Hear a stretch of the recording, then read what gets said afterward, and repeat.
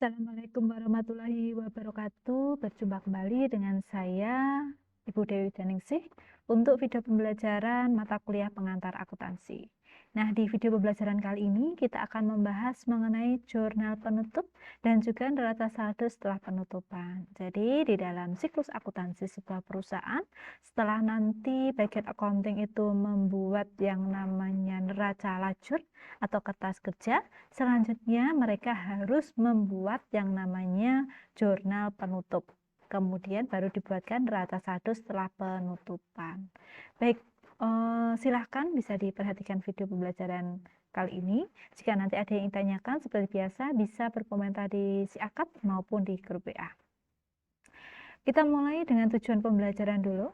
Jadi capaian pembelajaran atau tujuan pembelajaran kita di video pembelajaran kali ini, mahasiswa mampu memahami dan juga menjelaskan tentang definisi, kegunaan, dan bagaimana nanti membuat jurnal penutup, neraca saldo setelah penutupan, dan juga nanti jurnal pembalik. Tetapi jurnal pembalik akan kita bahas di sesi video pembelajaran berikutnya. Jadi nanti di sini kita hanya fokus ke jurnal penutup dan juga neraca saldo setelah penutupan.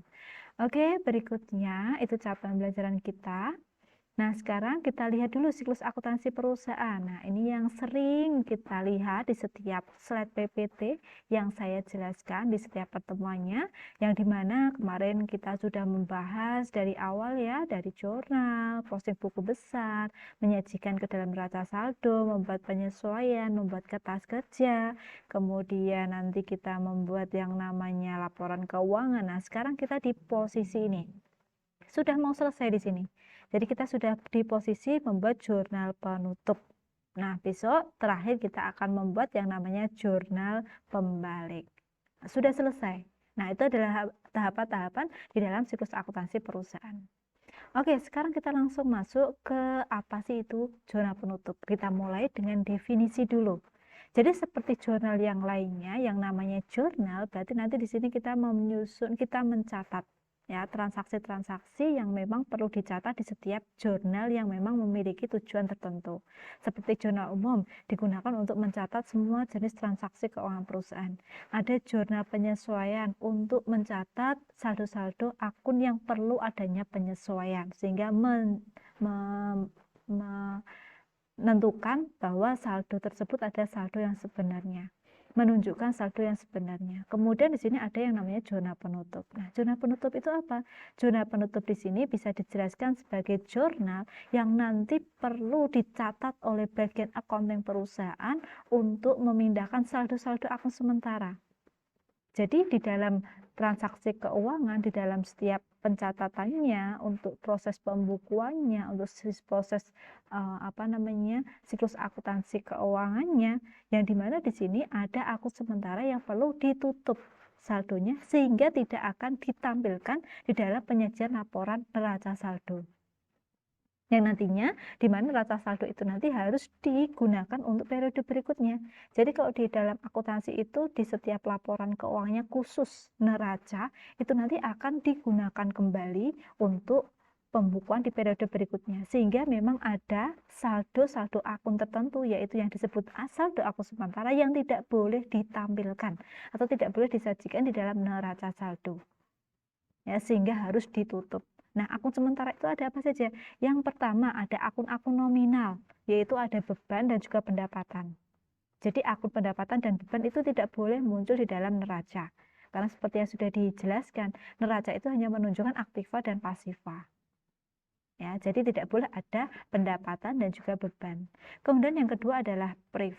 Ya, walaupun ini priv sebenarnya masuk ke dalam akun pasiva, tetapi karena priv ini sifatnya sementara sehingga harus ditutup. Nah, jadi itu yang disebut dengan akun sementara yang nantinya saldonya harus nol dan tidak boleh ditampilkan di dalam laporan neraca. Oke, berikutnya di sini akan dijelaskan terkait dengan tujuan pembuatan dari jurnal penutup.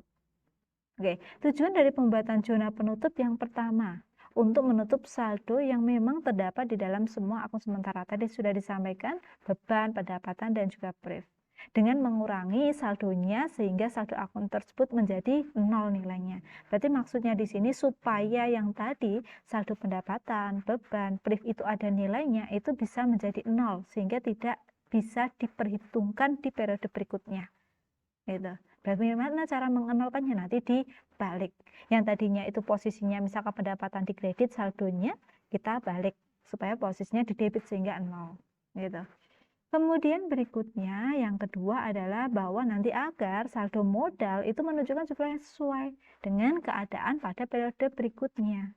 Jadi di akhir periode saat ini saat membuat pembukuan siklus akuntansi perusahaan sehingga menunjukkan jumlah saldo yang sesungguhnya yang nantinya pastinya akan mempengaruhi periode berikutnya. Sehingga sudah tidak ada lagi saldo sementara, pendapatan, beban, dan juga priv yang nantinya akan mengganggu di dalam proses pencatatan untuk periode berikutnya. Nah, itu tujuan dari pembuatan jurnal penutup. Oke, berikutnya di sini adalah urutan dalam melakukan pencatatan akun-akun di dalam jurnal penutup. Yang pertama, nanti di sini ya, kita harus menutup semua akun pendapatan. Jadi yang nantinya di perusahaan itu ada akun pendapatan, itu perlu ditutup. Cara menutupnya bagaimana? Berarti nanti yang pendapatan tadi yang tadinya itu sebelumnya saldonya itu normalnya di kredit, kita taruh di debit saldo tersebut. Nah, nanti di posisi kreditnya kita tambahkan akun yang namanya akun rugi laba. Jadi nanti ada akun sementara yang namanya akun rugi laba yang nantinya digunakan untuk menutup akun pendapatan. Bu, apakah akun rugi laba ini nanti akan muncul di neraca? Tidak. Nanti akun rugi laba ini juga akan 0, jadi tidak akan muncul di laporan neraca. Jadi sebagai akun yang menutup saja akun pendapatan. Nah, kemudian berikutnya di sini ada yang kedua, menutup semua akun beban dengan memindahkan saldo setiap akun beban ke akun rugi laba. Nah, itu adalah yang kedua. Berarti kalau tadi pendapatan, yang sekarang adalah akun sementara untuk beban. Jadi nanti kita tutup dengan akun rugi laba. Jadi yang tadinya aku beban itu saldo normalnya di debit, kita taruh di kredit. Nah, debitnya nanti untuk yang rugi laba. Kemudian yang ketiga adalah menutup akun rugi laba dengan memindahkan saldo akun tersebut ke akun modal. Jadi nanti kalau misalkan perusahaan itu memperoleh laba ataupun memperoleh rugi, maka nanti akan ditutup dengan akun modal. Sehingga modal itu akan tetap tampil di dalam laporan neraca, sehingga laporan apakah perusahaan itu laba atau rugi, tidak lagi akunnya tampil di laporan neraca. Nah, kemudian yang terakhir adalah priv. Priv nanti ya akan dipindahkan saldonya ke akun modal. Jadi supaya privnya itu menjadi 0, maka ditutup dengan akun modal. Gitu. Nah, itu adalah beberapa urutan untuk menyusun akun-akun yang nantinya digunakan di dalam pencatatan jurnal penutup.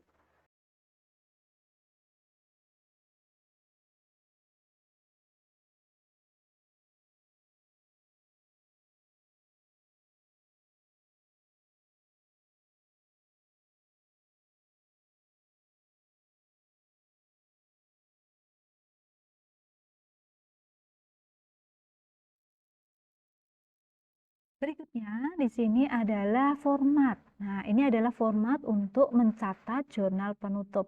Jadi nanti diawali dengan judul terlebih dahulu, ya nama perusahaannya, kemudian nama jurnalnya, baru periode akuntansinya, apakah tiap bulan, per semester, ataupun per tahun sekali.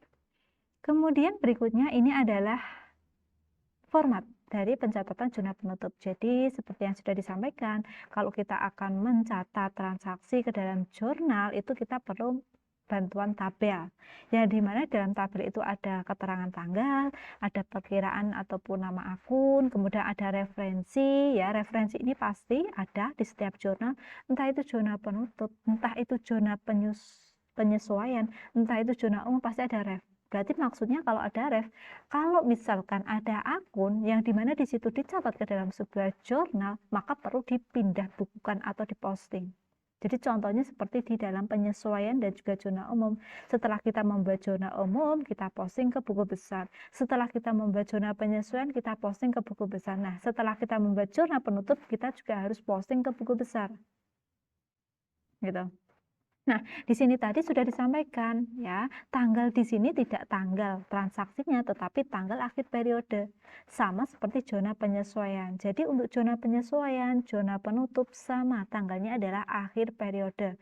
Tetapi kalau jurnal umum nanti kita mencatatnya itu di setiap tanggal terjadinya transaksi. Ya, jadi berbeda di sini. Nah, di sini tanggal 31 pendapatan ya karena kita akan menutup akun pendapatan berarti yang pendapatan tadinya itu posisi saldo normalnya di kredit, kita taruh di debit. Jadi pendapatan apapun itu jenisnya, pendapatan jasa, pendapatan sewa, pendapatan bunga, semuanya kita taruh di debit. Kemudian jika perusahaan itu adalah perusahaan dagang, maka kita catat sebagai penjualan, sehingga penjualan itu di posisi debit. Kemudian retur pembelian dan potongan pembelian. Karena retur pembelian dan potongan pembelian itu kan mengurangi pembelian. Pembelian itu saldo normalnya di debit sehingga retur pembelian dan potongan pembelian saldo normalnya itu di kredit. Nah, pada saat retur pembelian dan potongan pembelian itu ada, posisinya di kredit, maka perlu untuk ditutup, kita taruh di posisi debit. Nah, nanti di posisi kreditnya adalah akun ikhtisar rugi laba. Nah, ini adalah akun yang nantinya digunakan untuk menutup akun nominal. Sehingga nanti besar saldonya sesuai dengan saldo pendapatan itu berapa, penjualan, retur pembelian, dan potongan pembelian. Nah, ikhtisar rugi labanya itu adalah total dari keseluruhan saldo yang ada di posisi debit. Karena kalau jurnal itu adalah ketentuannya harus balance antara debit dan juga kredit. Kemudian yang kedua adalah menutup semua jenis akun beban. Berarti nanti semua jenis beban, apapun itu jenis bebannya, maka akan dicatat di posisi kredit karena saldo normalnya di debit. Nah, beserta dengan jika ada pembelian, ya ada potongan penjualan dan retur penjualan. Kenapa? Karena pembelian, potongan penjualan, retur penjualan, posisi saldo normalnya di debit. Jadi, kalau misalkan ingin ditutup, kita taruh di posisi kredit. Nah, debitnya nanti kita pakai ikhtisar rugi laba. Jadi, ikhtisar rugi laba ini adalah akun yang akan menutup akun nominal, beban, retur penjualan, potongan penjualan, dan pembelian. Yang nantinya saldonya itu ditotal dari total saldo di posisi kredit. Sehingga saldonya nanti balance. Kemudian berikutnya ada yang dimana nanti di sini kita harus mencatat untuk zona penutup rugi laba yang nantinya akan digunakan sebagai penutupnya adalah dari akun modal. Jadi akun rugi laba di sini adalah untuk menutup saat ini perusahaan itu mengalami kerugian atau sedang memperoleh laba. Kalau perusahaan memperoleh laba, berarti jumlah laba yang mereka peroleh harus ditutup. Cara menutupnya adalah dengan menggunakan akun modal. Jadi otomatis laba atau rugi perusahaan itu sudah disinkronkan. Ya, sudah dilakukan penyesuaian saldonya ke dalam modal. Sehingga sudah tidak ada lagi namanya akun rugi ataupun akun laba. Semuanya sudah ditotalkan di dalam modal usaha. Kemudian yang terakhir adalah modal usaha yang nanti akan menutup akun PRIF. PRIF itu mengurangi modal sehingga supaya akun PRIF itu tidak muncul lagi di dalam laporan raja, maka akan ditutup, disesuaikan saldonya ke dalam akun modal. Nah, itu adalah contoh untuk mencatat transaksi dari akun-akun sementara, yaitu akun pendapatan beban dan juga laba rugi ataupun PRIF ke dalam jurnal penutup. Oke, nah selanjutnya apakah ada akun lain? Tidak, jadi cuman 4 akun tersebut ya yang perlu dilakukan penutupan. Tidak ada yang lain. Oke, selanjutnya di sini kita bisa melihat ya sumber pencatatan. Nah, sumber pencatatan dari zona penutup itu dari mana? Dari kertas kerja. Jadi di video pembelajaran sebelumnya, di video pembelajaran ke-9 kita sudah membahas kertas kerja atau neraca lajur. Nah, itu adalah sumber data untuk mencatat jurnal penutup. Nah, di sini nanti seperti yang sudah dijelaskan bahwa untuk zona penutup kita hanya perlu akun pendapatan dan beban dan juga akun laba rugi. Nah, di sini kita lihat ya, dari kertas kerja kita bisa lihat kita hanya melihat di kolom laba rugi. Kalian bisa lihat di sini ada pendapatan jasa, ada pendapatan sewa, ada pendapatan bunga, ada beban, ada kantor, gaji, umum dan lainnya. Ini nanti harus ditutup. Kemudian berikutnya, selanjutnya yang kaitannya dengan beban asuransi, penyusutan, perlengkapan, ini juga perlu ditutup. Bu, pendapatan sewa diterima di muka tidak? Ini bukan termasuk pendapatan. Ya, ini adalah pendapatan yang dibayar di muka, yang dimana di situ perusahaan memiliki kewajiban untuk segera menyelesaikan tunggakannya, yang dimana di sini pelanggan itu sudah membayar dulu, tetapi pekerjaannya yang dilakukan oleh perusahaan belum selesai, sehingga bukan termasuk ke dalam pendapatan. Nah, sehingga yang terakhir, kita perlu memperhatikan untuk posisi perusahaan saat ini laba atau rugi. Nah, ternyata saat ini perusahaan memperoleh laba. Nah, sebesar 187.100.000 rupiah di sini, ini juga perlu dilakukan penutupan. Nah, jadi ini ya, pendapatan beban dan juga laba ataupun rugi. Nah, selanjutnya setelah itu baru kita masukkan ke dalam pencatatan jurnal penutup. Nah, di sini kita bisa lihat, yang pertama kita harus menutup semua jenis akun pendapatan. Kita lihat, ada pendapatan jasa, ya di sini, pendapatan jasa bengkel, saldonya ada di kredit. Nah, supaya bisa ditutup, kita taruh di debit sebesar Rp457.650.000. Pendapatan sewa Rp30 juta dan pendapatan bunga Rp500.000. Di posisi kredit kita taruh di posisi debit. Nah, di sini kita taruh di posisi debit. Nah, semua pendapatan sudah masuk, kita tinggal memasukkan di posisi kreditnya akun ikhtisar rugi laba.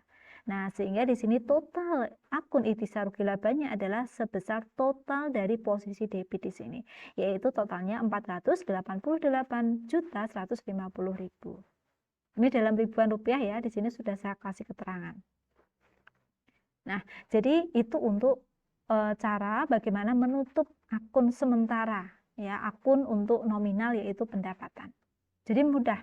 Kita tinggal mengambil saja akun yang dibutuhkan untuk ditutup, yaitu pendapatan, saldonya dimasukkan di posisi debit, kemudian di kreditnya ikhtisar rugi laba. Kalian tinggal menyesuaikan saja. Karena di dalam jurnal penutup itu berarti pendapatan di debit, ya sudah, saldonya kita taruh di debit. Walaupun di sini kredit ya. Kredit ini kan saldo normalnya. Ya, kredit ini saldo normalnya, supaya nilainya 0 berarti ditaruh di debit.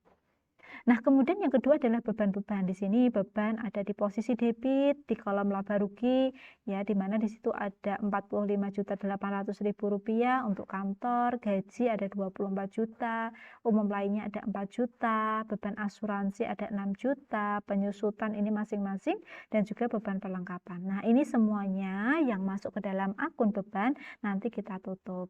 Caranya, yang tadinya itu beban di debit, kita taruh di kredit. Kita tidak boleh langsung gelondongan, dalam artian itu semua total beban kita jumlahkan, tidak boleh. Jadi harus satu-satu. Dalam artian di sini adalah setiap bebannya itu harus disebutkan saldonya di posisi kredit. Nah, nanti di posisi debitnya itu ikhtisar rugi laba, yaitu sebesar total dari posisi kredit untuk saldo beban. Sehingga totalnya adalah Rp301.050.000. Jadi balance antara debit dan kredit. Nah, itu untuk yang kedua. Kemudian berikutnya kita lihat apakah ada brief. Ternyata di sini tidak ada brief, berarti tidak ada yang perlu ditutup untuk akun brief. Berarti kita hanya akan menutup akun yang terakhir, yaitu akun laba rugi. Tapi kalau misalkan ada akun brief, misalkan di sini setelah modal itu ada brief, berarti brief harus ditutup. Gitu ya, itu catatannya. Karena di sini tidak ada brief, sehingga tidak perlu ditutup. Berarti nanti di sini ada laporan laba rugi, yaitu di mana perusahaan memperoleh laba Rp187.100.000 harus kita tutup. Nah, nanti cara menutupnya kita pakai akun modal. Jadi yang tadinya itu labanya itu di posisi kredit, kita taruh di posisi debit, yaitu Rp187.100.000. Nah, jadi nanti di sini modalnya kita juga akan gunakan untuk menutup akun laba rugi, yaitu sebesar Rp187.100.000. Nah, itu adalah bagaimana cara membuat zona penutup untuk menutup akun-akun sementara. Jadi cuma ada 4. Hanya saja di sini di contohnya hanya ada 3, tanpa ada brief. Kalau ada brief berarti harus dimasukkan. Nah, itu untuk zona penutup. Berikutnya, setelah membuat zona penutup, apa yang dilakukan? Langkah berikutnya akan dilakukan bagian accounting itu apa? Nah, setelah mencatat zona penutup selesai untuk akun-akun sementara, langkah berikutnya bagian accounting perlu melakukan penyesuaian. menyesuaikan akun-akun penutup tadi yang kita catat ke dalam jurnal penutup, kita posting, kita pindah bukukan ke dalam buku besar. Ya, seperti yang sudah disampaikan tadi, semua jenis jurnal apapun itu jenisnya, entah jurnal umum, penyesuaian, penutup, ataupun nanti jurnal pembalik, semuanya harus dipindah bukukan atau diposting ulang untuk memperoleh saldo akun yang sesungguhnya. Kemudian yang kedua baru menyusun neraca saldo setelah penutupan, yang dimana di dalam neraca saldo setelah penutupan ini nanti sudah tidak ada lagi yang namanya akun pendapatan, akun beban, laba atau rugi, dan juga brief. Oke, langkah pertama kita menyusun yang namanya posting buku besar. Saya contohkan satu saja. Contohnya di sini saya contohkan untuk pendapatan sewa. Nah, pendapatan sewa ini sebenarnya tidak hanya pendapatan sewa ya, berarti nanti pendapatan jasa bengkel juga harus diposting, pendapatan bunga juga harus diposting, ikhtisar rugi laba juga harus diposting. Ini saya contohkan satu saja, bagaimana cara memposting. Nah, kita posting di sini contohnya adalah untuk pendapatan sewa. Di sini sebelumnya sudah ada ya posting dari neraca saldo, ada posting dari penyesuaian. Nah, sekarang kita lanjutkan untuk posting dari pencatatan penutupan, yaitu di sini keterangannya tanggal 31 pencatatan untuk penutupan dengan referensi JP ya. JP itu adalah simbol inisial untuk jurnal penutup ya, yang dimana di sini kita beri halaman 1 karena mungkin cukup ya di halaman 1, tapi bisa juga nanti di halaman kedua. Nah, ini contoh jurnal penutup ini hanya ada di halaman 1. Jadi JP itu jurnal penutup. Nah, debit di sini ya, ini posisinya di debit 30 juta. Kita masukkan di sini 30 juta. Yang tadinya saldo terakhirnya 30 juta di kredit, kemudian ada saldo terakhir di debit sebagai penutupan 30 juta sehingga saldonya 0. Nah, inilah yang dimaksud dengan saldo 0 dari jurnal penutup.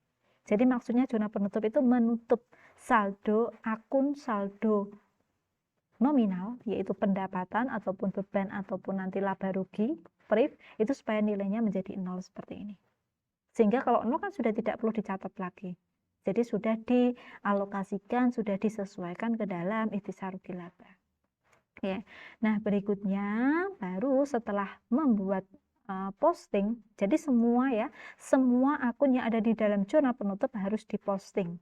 Ya, ini saya berikan contoh hanya satu saja cara mempostingnya. Nah, nanti yang lainnya bisa diposting sendiri. Nah, selanjutnya berikutnya di sini kita baru membuat neraca saldo setelah penutupan.